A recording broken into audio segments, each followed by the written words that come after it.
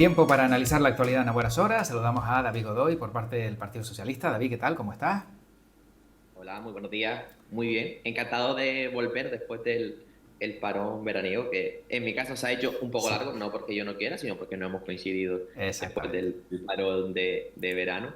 Y encantado de estar por aquí de nuevo. Sí, efectivamente, sí, tiempo que no nos veíamos, pero bueno, estás igual, David, o sea que tampoco ha habido mucho cambio, como si te hubiese llamado antes de ayer y resulta que esto fue en julio, o sea, vamos, casi nada, para que veas, pero bueno, te mantienes. Sí, La aldea, ¿no? buen tiempo. Buen tiempo. Bueno, José Miguel Álamo del Partido Popular, ¿qué tal? Muy buena. ¿Qué tal? Buenos días. ¿Cómo estás, Josemi? A tope porque trabajo por un tubo y, y nada, ¿qué vamos a hacer? O sea, no hay día que esté tranquilo, o sea que una cosa tras otra, correo electrónico, pero esto me pasa por ser tan receptivo. Claro, es que yo te lo he dicho en alguna ocasión, en Petit Comité, bueno, hay que aprender a veces a decir no, porque Estoy de repente, demasiado bueno, país. Pero claro, bueno, dices ya, tú, ya no creo que pueda cambiar. Con casi 60 años ya me da... David, tenemos que animar a Josebi para que aprenda a decir que no, porque yo no sé si a ti te cuesta, David, cuando ves que algo no te cuadra o no puede, decir que no pasa nada. Pues intenta trastocar la agenda, cambiar cosas, buscar el huequito siempre. Yo soy también como Josemi, salvo que sea algo de fuerza mayor que me es imposible, sino si intenta buscar un huequito para no fallar o para intentar llegar al máximo posible, y bueno, es un fallo. Yo esperaba que con el paso de los años eso se me fuese pasando, pero viendo a Josemi ya veo que no, que con el paso de los años también sigue estando. Y encima se empeora, David, porque vas conociendo más gente, te van pidiendo más cosas, más compromisos y claro, al final antes eran 3 4 cosas, ahora ya son 40.000 y claro, ya tienes que decirle que sí a todo el mundo porque luego dirán, oye, me dijo que no, ya resultará raro, ¿no? Efectivamente. Sí, sí, ya será ofensivo, ¿no? Dice, oye, ¿cómo me dijo que no? Si siempre me ha dicho que sí, ¿no? O sea que, Sí, bueno, es lo malo de la ya costumbre no puedes también. bajar el listón. Exactamente. Bueno, empezamos por uno de los temas que forman parte de las portadas de la prensa, es ese desbloqueo de dinero para Canarias antes de 2025. Ayer Clavijo y Montero se sentaban y ya parece que antes de que acabe el año, David, esos 400 millones de los que se hablan, pues pueden llegar a Canarias. Llegarán porque, claro, lo digo más que nada que siempre, pues, hay algún problema, burocracia, siempre se retrasa alguna cosa y, claro, no sé hasta qué punto tú crees que lo hablado en el día de ayer ya es firme y vamos, es inamovible. Yo creo que lo que se acordó ayer entre el gobierno de España y el gobierno de Canarias es una buena noticia para los intereses de las islas y es sobre todo también el cumplimiento de lo que llamamos la Agenda Canaria, ese acuerdo que se llegó entre los dos partidos, Coalición Canaria y el Partido Socialista, para incluir partidas que fuesen de interés para las islas por la relevancia de los asuntos que ello conlleva, como puede ser el tema de aguas, la situación de La Palma después de la erupción del volcán, con el 60% de reducción del IRPF para los palmeros y para las palmeras, 100 millones de euros para la reconstrucción con todo lo que tiene que ver con el sector agrícola, el dinero para sufragar los gastos de los menores no acompañados que llegan a nuestras islas y otra serie más de ayudas que llegarán, como bien dice, aquí a final de año, que serán esos 400 millones de euros. Lo importante y lo positivo de esto es que hay acuerdo político y ahora efectivamente se tiene que buscar las medidas jurídicas técnicas que permitan desbloquearlo. Ayer, por ejemplo, en ese acuerdo se aclaraba que la cuestión de La Palma, todas las medidas que tiene que ver para La Palma, ya no viene vía decreto ley o proyecto ley, que tendrá que luego ser convalidado en el Congreso de los Diputados y aquí entra la disyuntiva de qué va a hacer el Partido Popular, si apoyará esas medidas que son positivas para Canarias o como ha hecho en estos últimos meses y estos 2 últimos años de legislatura, votará en contra o se abstendrá, que siempre ha votado en contra, de esas medidas que nos benefician. Véase el decreto antepagón que llevaba medidas específicas para Canarias para asegurar el abastecimiento de luz en las islas y votaron en contra. Han votado en contra de la modificación del artículo 35 que permite la distribución de los menores migrantes que están en nuestras islas por el resto del territorio. Y la cuestión es esa, ¿qué va a hacer el Partido Popular? Si se opondrá a la agenda canaria y se pondrá a esas medidas que son positivas para Canarias o por una vez, por fin, apoyará esas medidas que el gobierno de España ha acordado no solo con el principal partido de Canarias que está en el gobierno, sino también con el gobierno de Canarias en consecuencia, porque estos también son acuerdos que llevan entre gobiernos, no solamente entre partidos. Josemi, ¿qué opinas? primero tuvo que ir el presidente Clavijo, desplazarse a Madrid, sentarse con la ministra para pedir ese dinero, ¿no? Esa deuda, digamos, que se tenía. Y bueno, lo importante al final es que se cumpla. O sea, que parece ser que el compromiso efectivamente de la ministra es antes de final de año, con lo cual, bueno, me imagino que dentro del gobierno canario el presidente tendrá tasado también ese dinero donde irá destinado. Y ya te digo, lo importante en cualquier caso, porque parece ser que efectivamente el compromiso se ha cerrado, han llegado a un acuerdo y ahora es cumplirlo. O sea, que a partir de ahí poco que añadir, ¿no? Sino que se cumpla antes de final de año. Y lo que pasa es que me imagino que hay muchos presupuestos, o sea, puede haber problemas puesto que sin unos presupuestos aprobados, o sea, sino que están prorrogados, no sé cómo se podrá hacer, pero vamos, si la ministra tomó esa decisión, supongo, y quiero pensar que efectivamente pues ese dinero llegará, tal cual se ha dicho, antes de final de año a la comunidad autónoma. Claro, David, ¿de dónde sale ese dinero? Bueno, entiendo que tú no lo sabrás, pero bueno, es curioso, ¿no? También, ¿no? Que dices, oye, como dice Josemi, no hay presupuestos, a lo mejor pues un dinero a lo mejor que se tiene que detraer de otras partidas. Yo no sé si hay cosas que se adeudan luego, de dónde parte ese dinero y cómo se consigue una cantidad tan elevada, pues son 400 millones de euros. Aquí voy a mezclar, José Luis, algo que ya vamos a tratar después, pero bueno, o sea, Vale. el hecho de que el gobierno de España mantenga continuamente que en caso de no haber nuevos presupuestos, los presupuestos prorrogados son viables, este es uno de los ejemplos por qué esos presupuestos prorrogados son viables, porque son medidas que ya se incluían en esos presupuestos que están prorrogados y en el caso de materias que no están incluidos en esos presupuestos prorrogados, lo que se va a hacer es buscar las fórmulas jurídicas, por eso de decreto de ley o de proyecto de ley, para poder sacar adelante esas modificaciones, esos acuerdos que sean necesarios para tener el aval jurídico presupuestario y poder cumplir con ese compromiso político. Por lo tanto, no va a haber ningún tipo de problema. El acuerdo político está, ahora solo falta solventar el acuerdo técnico, jurídico en alguna de las cosas, que por eso se está buscando pues la fórmula mejor para poder tener ese aval. Claro.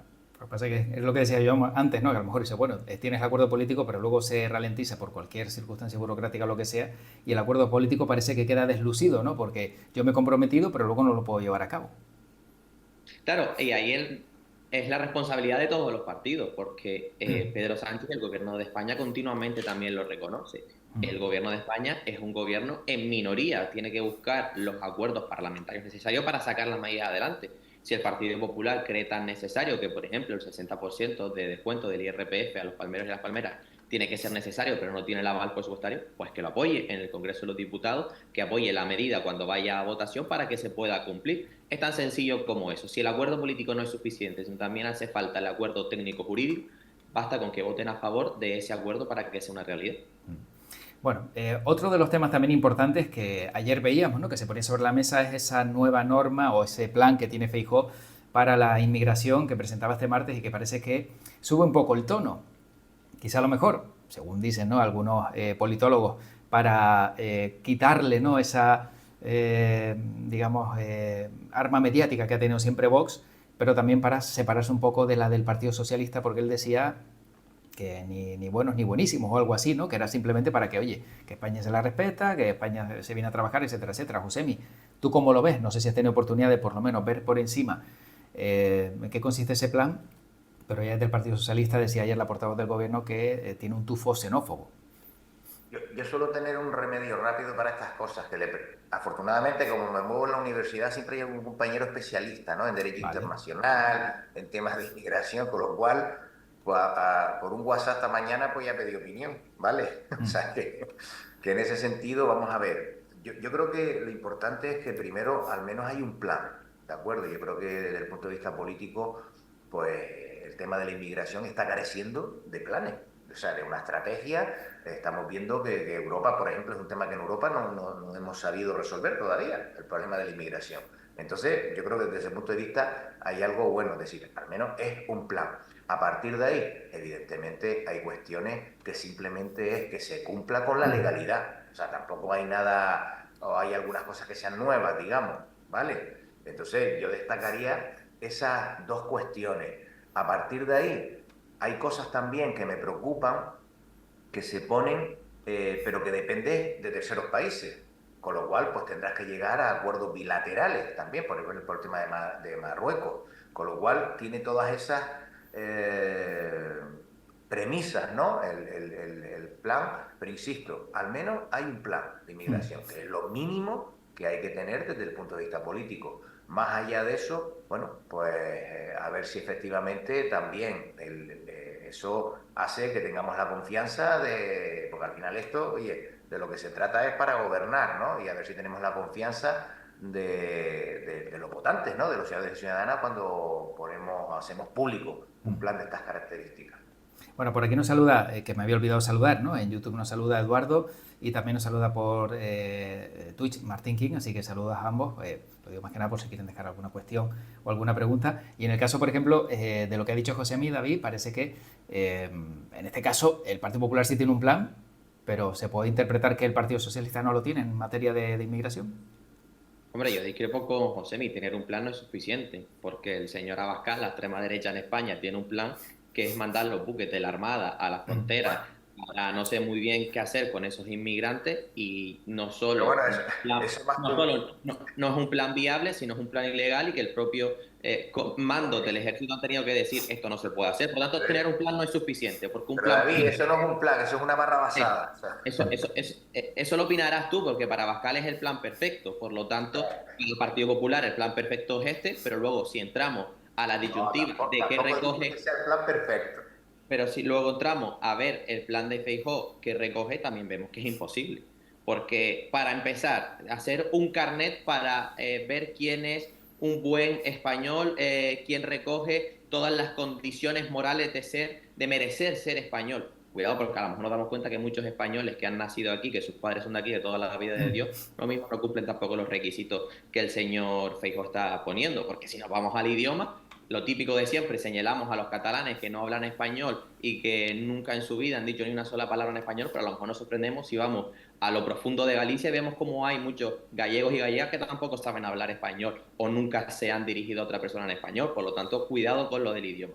Esto no solamente moralmente de defensa de los derechos humanos y de las leyes internacionales es contrario, sino luego, por favor, es que cuando Feijóo tiene un plan, pero el plan de Feijóo es devolver a los menores no acompañados con sus padres y con su madre, vemos cómo eso viola el derecho internacional y la defensa de los derechos humanos, desde el principio hasta el final.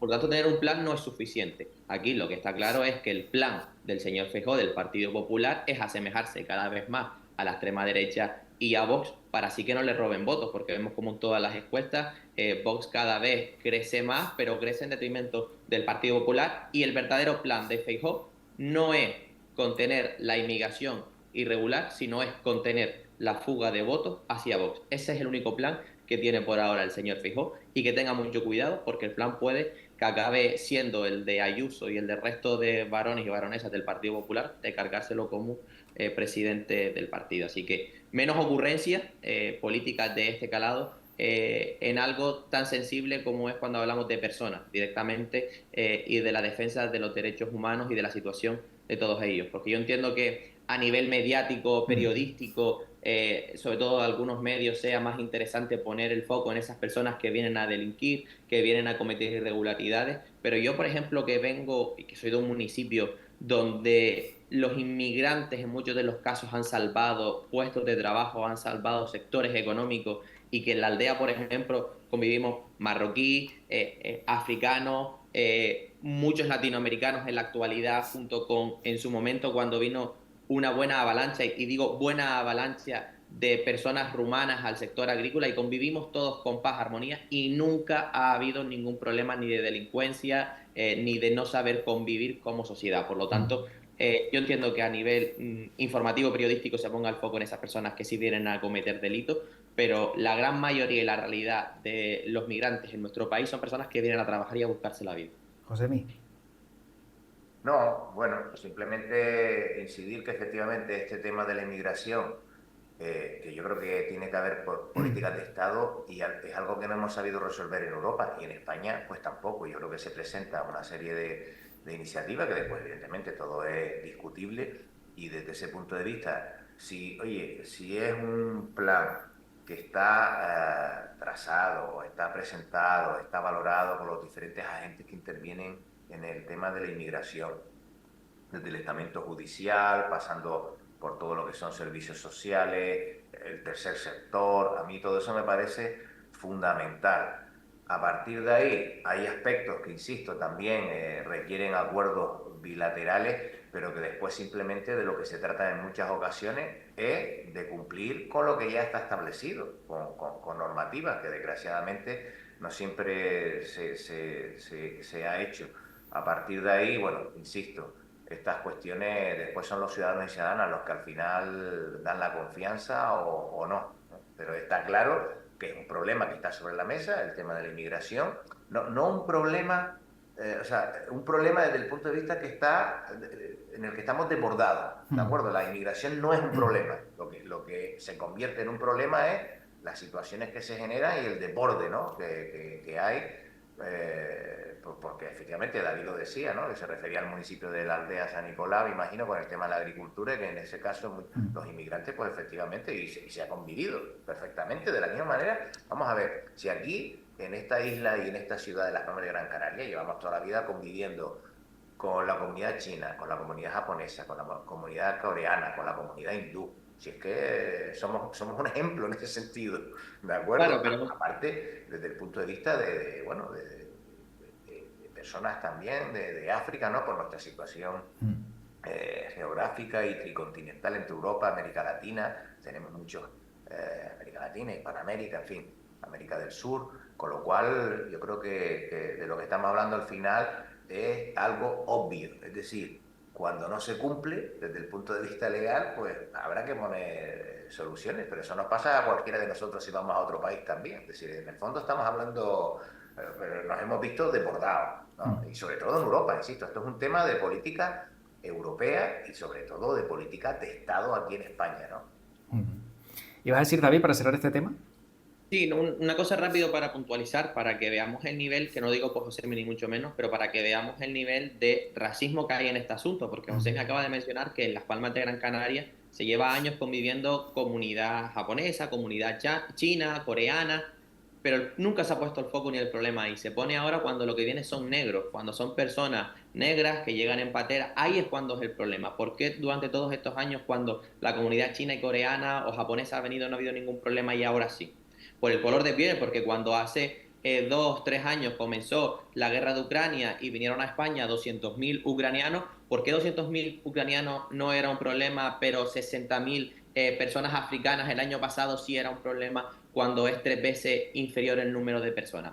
Por el color de piel. Y esa es la cuestión de racismo que estamos viviendo en nuestro país y, por desgracia, en la Unión Europea, avivada por la extrema derecha, que el resto de partidos que se entienden defensores de los derechos humanos no tiene que caer en ese juego, como creo que está haciendo el Partido Popular en este momento. Bueno, Lo que está claro que efectivamente, vamos a ver, la inmigración, ya lo dije antes, hay que verla como una oportunidad desde el punto de vista de la integración. Y lo que hay que hacer es, bueno, pues buscar esa integración, ¿de acuerdo? Y evidentemente cumplir con la legalidad, nada más. Si es que esto no tiene, lo que pasa es que desgraciadamente se ha convertido en un tema político, pero desde ese punto de vista yo creo que está claro también, porque además hay un derecho internacional, hay derechos humanos, con lo cual eso es lo que hay que aplicar, nada más. Yo creo que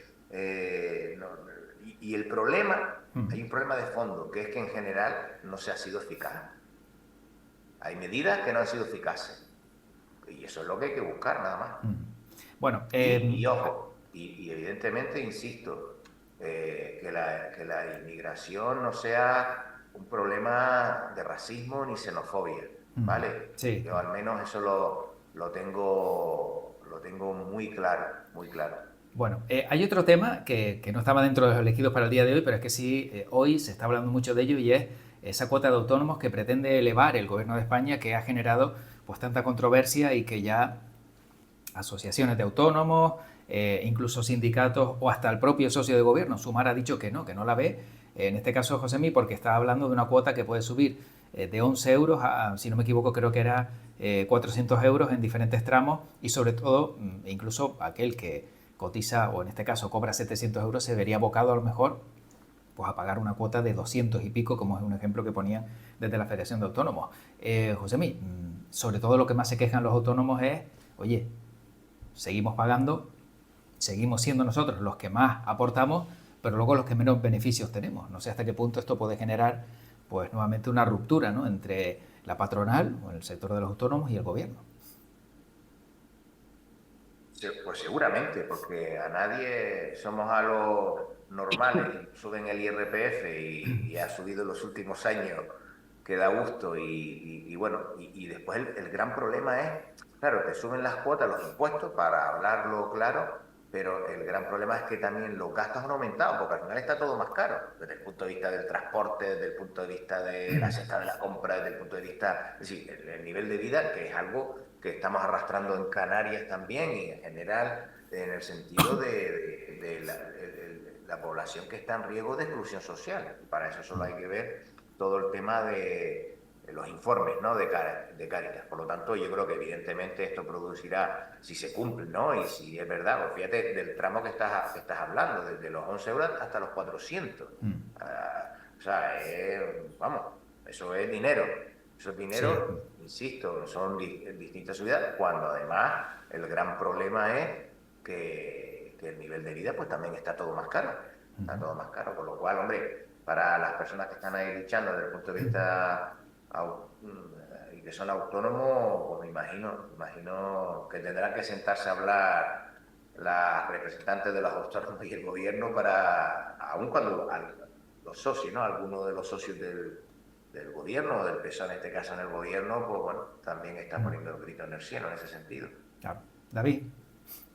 Primero, por aclararle a Josemi, en los últimos años no ha subido el IRPF en ningún tramo. A lo mejor lo que ha subido, mí sí. Josemi, a lo mejor lo que te ha subido, Josemi, a ti es tu sueldo y has pasado a otro tramo, que eso sí puede ser posible. Pero el IRPF no se ha tocado, incluso, bueno, sí se ha tocado, pero precisamente para hacerlo inferior a los tramos más bajos y en el caso del salario mínimo seguir estando exento a pesar de que el salario mínimo está creciendo. Y si vamos a los autónomos, me confieso que vi la noticia ayer, pero no he entrado en profundidad a ver realmente cuál es esa disyuntiva que se está creando.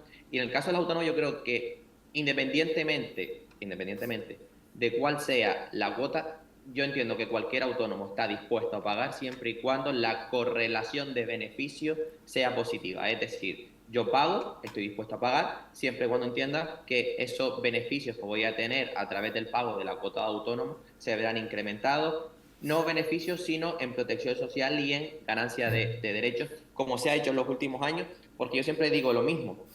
Podremos quejarnos de las cuotas de autónomos y nos quejamos sin ningún problema y hay autónomos que realmente lo están pasando mal, pero todos los acuerdos que se han llevado con las cuotas de autónomos y en la situación de cómo se organiza este sector en nuestro país ha sido entre el acuerdo de los representantes de los autónomos, de las asociaciones y el gobierno.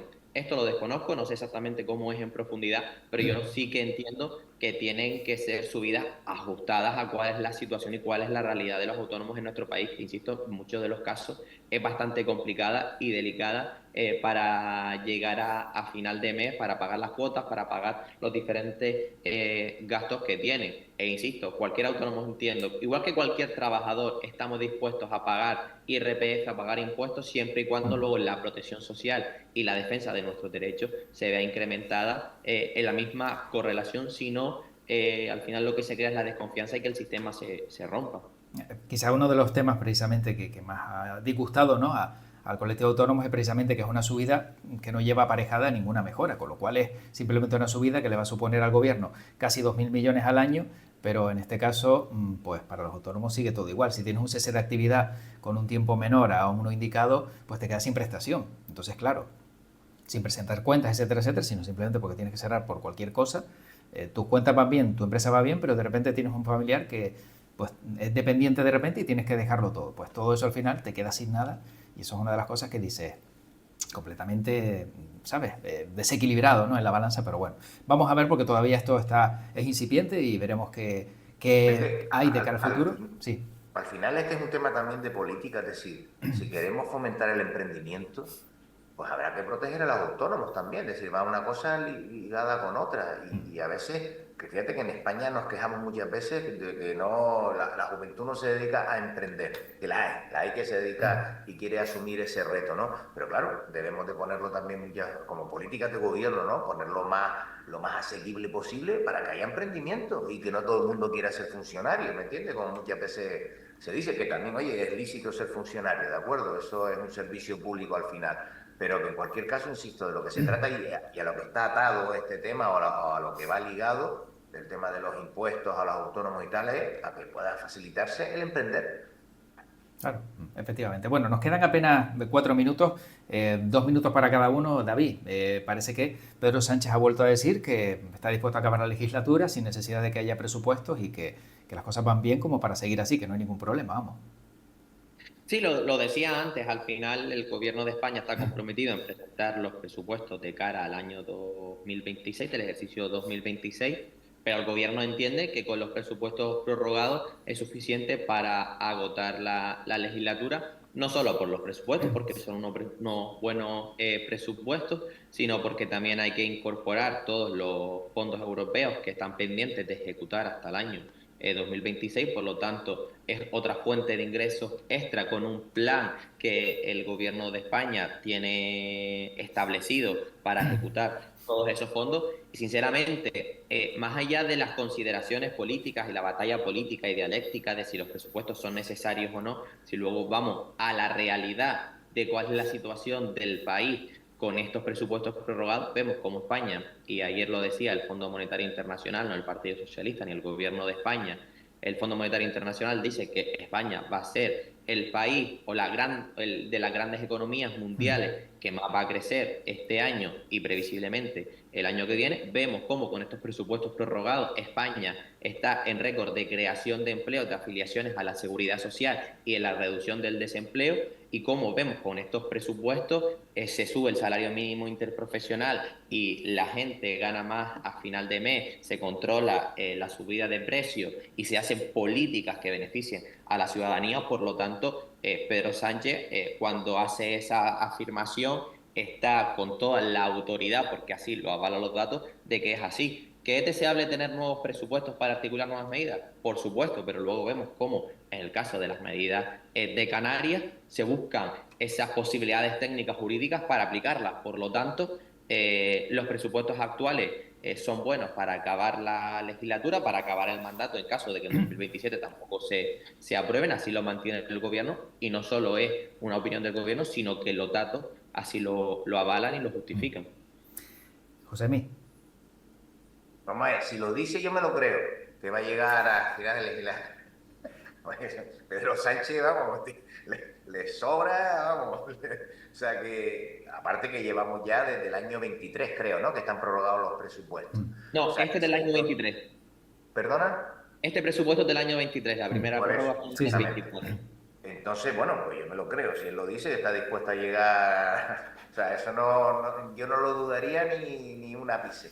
A partir de ahí, bueno, hombre, lo cierto es bueno, que es una situación, bueno, un poco atípica, ¿no? Que unos presupuestos sigan prorrogados durante tanto tiempo. Sobre todo, yo no sé hasta qué punto, en el debate desde el punto de vista jurídico, ¿de acuerdo? Se habla de la necesidad, es decir, que es un tema constitucional, el hecho de tener que presentar los presupuestos, dicho esto por propia gente, bueno, o dirigentes o dirigentes del PSOE. A partir de ahí, bueno, al final, en política, en cualquier caso, 3 semanas es mucho tiempo, ¿sabes? Por poner un límite, con lo cual vamos a ver, ¿no? Cómo transcurre todo, porque estamos viendo ahí todos los socios de gobierno, lo que está costando sacar cualquier norma y yo creo que, bueno, pero en cualquier caso, está en la situación, Pedro Sánchez la aguanta muy bien, eso hay que, ¿sabes? Vamos, un devorador político, eso yo lo tengo claro y eso Sí. a eso hay que alabarlo claramente, con lo cual, bueno, yo esperaría, ¿no? Esperaría, pero insisto, sometiéndome a lo que tú preguntabas, si él lo dice, yo me lo creo. Bueno, pues ese es el resumen del comentario también de Josemi. Tenemos que acabar. David, que no pasen 6 meses, ¿no? Digo yo que a ver si te vemos pronto por aquí. Tampoco fueron 6. Pero bueno, ¿no? Que te veremos pronto por aquí seguro, seguro. Y para acabar, hoy es el Día Mundial del Lavado de Manos. David, esto ya parece que quedó en el olvido. Ya no es como antes que nos tenía obsesionados, sino que ahora ya, pues simplemente cuando te acuerdas, a lo mejor pasas por un poquito de gel hidroalcohólico.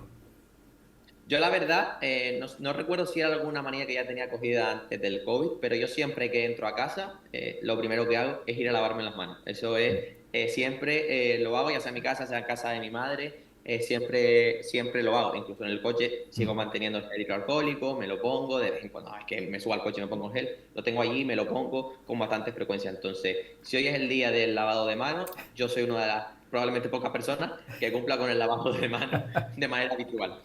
José Millo, en tu caso, Yo reconozco que me lavo las manos ahora con más frecuencia después de la pandemia que antes.